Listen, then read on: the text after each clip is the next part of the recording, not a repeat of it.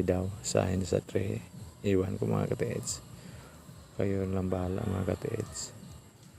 So para sa akin ito ay intersign mga katiits. At ang bato na ito mga katiits ay parang pyramid.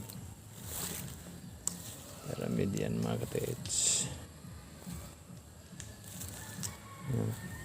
Tingnan natin sa malayo. Yan ay pyramid mga katiits.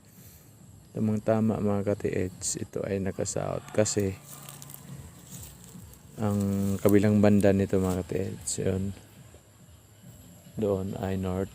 Yun ang gabihan ng nanay ko mga katiits, doon banda north yan, yung may tubig north yan doon mga katiits. At ito ay naka-south. Tama ang kanyang elemental marker kasi ito ay pyramid po ito mga katiits. Ito pyramid siya mga katiits. Mayroon siyang parang seal ito. Mayroon mga butas mga katiits. Saka ito. Mayroon siyang mga butas-butas mga katiits. So mayroon bang dito parang araw.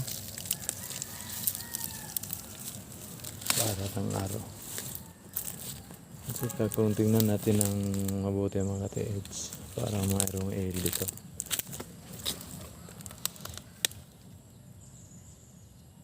Mayroong letter L. So intersign siya mga katiits. So tingnan natin, maraming mga butas-butas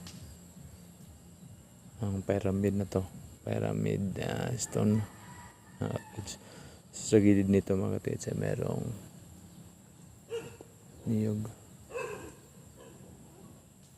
yan mga katiits. So merong butas dito mga katiits sa gilid ng pyramid. At mayroon ding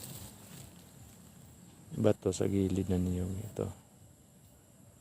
So sa likuran ng niyog mga katiits ay mayroon din itong marka mga katiits. Ito na patungo naman dito, direksyon niya dito sa bato na to. So napakaganda mga katiits. Tama yung posisyon niya kasi naka-south ito eh.